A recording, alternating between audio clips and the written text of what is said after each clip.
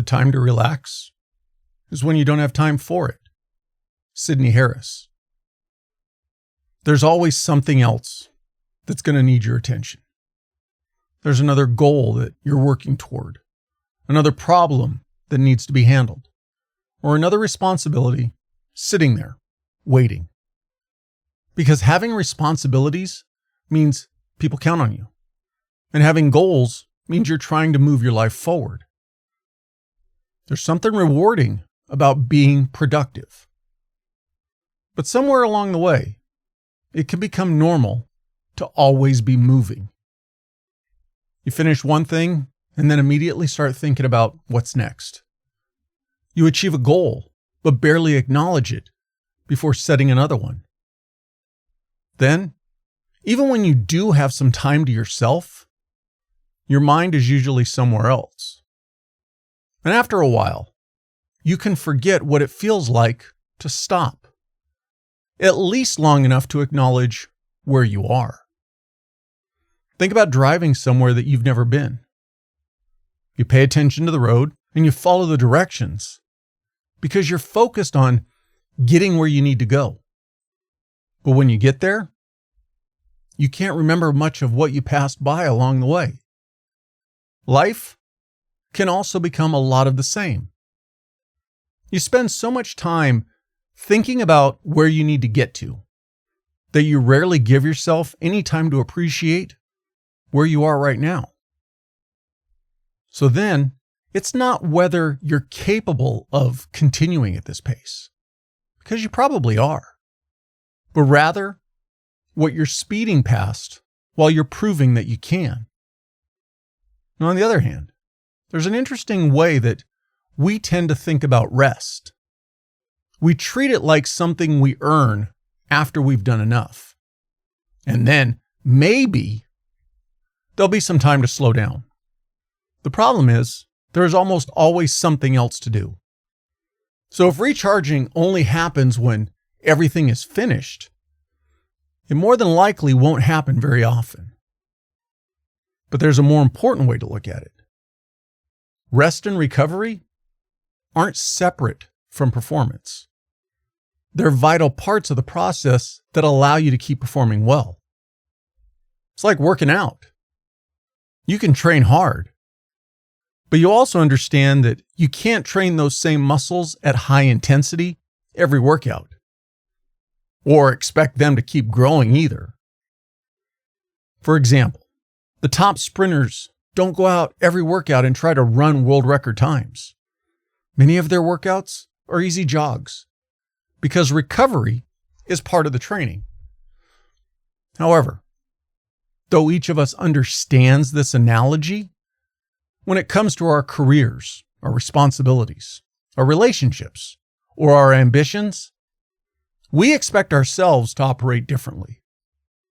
We treat constant activity as the evidence that we're doing things right, the proof that we're on the grind. And for a while, you probably can keep going. You're still delivering, and on the surface, nothing appears to be wrong. But being capable of continuing doesn't necessarily mean continuing is the best thing for you. Sometimes, maintaining a high standard means knowing when to push. And sometimes it also means recognizing when you've been pushing for too long. Whereas neither one makes you more or less disciplined. Because the objective should never be to see how long you can run yourself without stopping.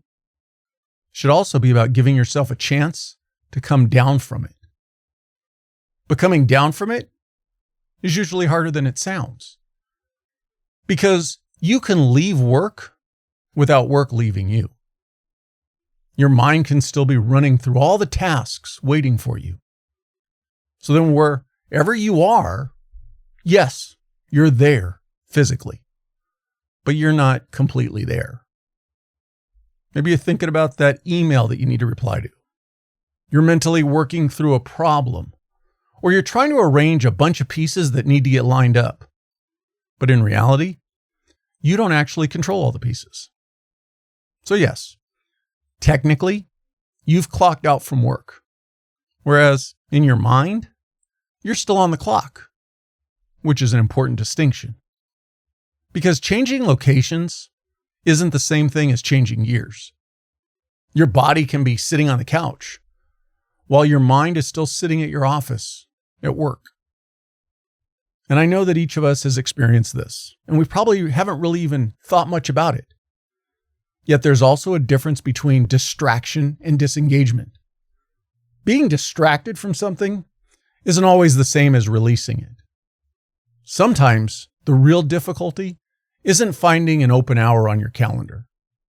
It's allowing that hour to belong to whatever you're actually doing at that moment, which might need to be nothing. And on the other hand, you don't have to disappear from your responsibilities to get distance from them. Sometimes you just have to stop carrying them everywhere you go.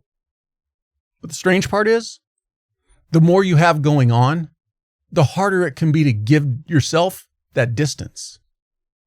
When things are relatively calm, stepping away doesn't feel like a difficult decision.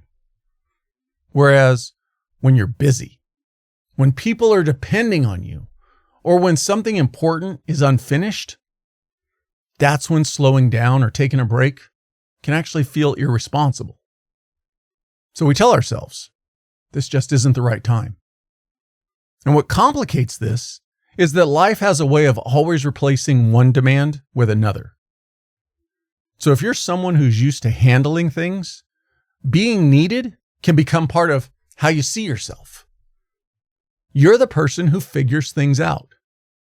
When something needs to get done, you don't spend time wondering, who should handle it? You handle it. However, as much as being dependable and reliable are good qualities can still get used in ways that work against you. Responsibility can become the belief that everything requires your attention. Ambition can become an inability to be satisfied with anything you've already accomplished. Or reliability, that can become never allowing yourself to be unavailable. And because all of those can look and feel like positive traits, we don't question anything about being that way. Yet sometimes the resistance that you feel towards slowing down isn't confirmation that you shouldn't. It may simply be a wake-up call to how accustomed you've become to always being on. And eventually, you have to decide whether every open space in your life automatically belongs to whatever needs to happen next.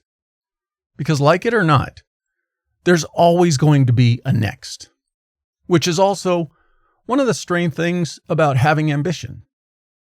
You can spend so much time working towards something, finally getting there, and then almost immediately start looking beyond it. You finish one project and start thinking about another. You improve something about yourself, and instead of noticing the progress, your attention goes straight to what additional work still needs to be done. That drive and motivation, it can take you far, but it can also make every accomplishment feel temporary. Think about something that you used to want badly, that's now just a normal part of your life. There was probably a point when getting there mattered a lot to you, but now it's just another Tuesday. However, the opposite isn't true either. You shouldn't spend your life congratulating yourself for things that you did 5 months or 5 years ago. Because having a growth mindset does require that you be looking forward. But there's a difference between looking forward and never looking around. There'll always be another opportunity, another improvement, another level that you can reach. But every once in a while, it's worth looking back at the ground that you've already covered so that you don't lose sight of where all that work has already taken you. And sometimes, recharging is simply creating enough space to recognize that your life isn't only about the destinations you haven't reached yet. It's also made up of the things that you've achieved and that are sitting right in front of you. But if you never allow yourself to experience those things, because you're already focused on the next objective, you can become successful at pursuing a life you rarely take the time to live. Which brings up the part of this that's easy to overlook, because the effects don't always show up in your work. Sometimes they show up when you get home. When you're at work, you handle problems all day. You make decisions. You deal with people. And you keep yourself composed. But then you walk through the door at home, and a family member or a loved one asks you a simple question. And somehow, that's the thing that you don't have patience for. All because you've run yourself so hard that you're now running low on everything, especially patience. And I think we sometimes underestimate how much of ourselves we give away to everyone else. But then the people that matter the most, they get whatever happens to be left, if it's anything at all. However, there's no reason to beat yourself up over these moments. Every one of us has had bad days.